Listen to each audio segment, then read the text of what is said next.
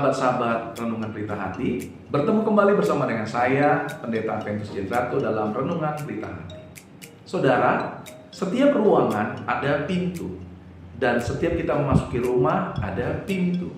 Saya percaya pintu itu sangat penting, sehingga Yesus juga mengatakan di dalam Yohanes 10 ayat 9, dia berkata, "Akulah pintu, barang siapa masuk melalui aku, ia akan selamat, dan ia akan masuk dan keluar dan menemukan padang rumput."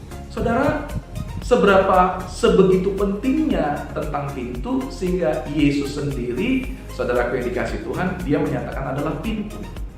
Pintu adalah awal kita memasuki satu ruangan atau satu rumah.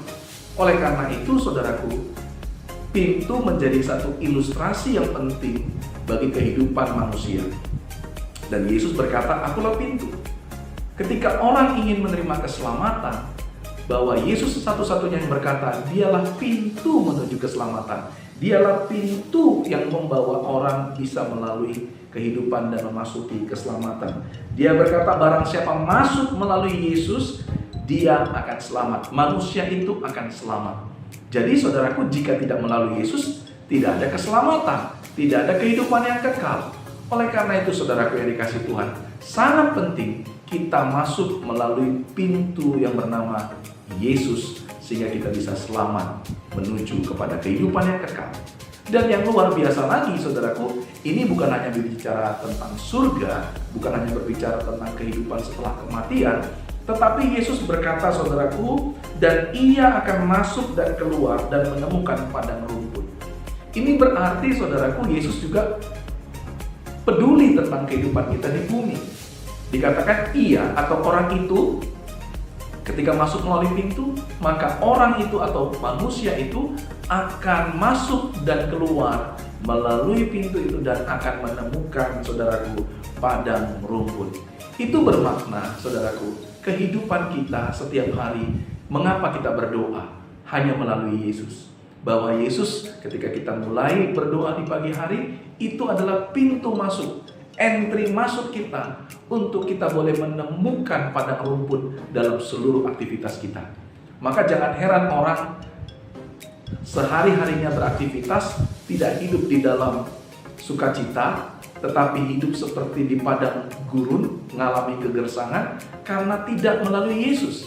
Pintu entry masuknya adalah, saudaraku, Yesus.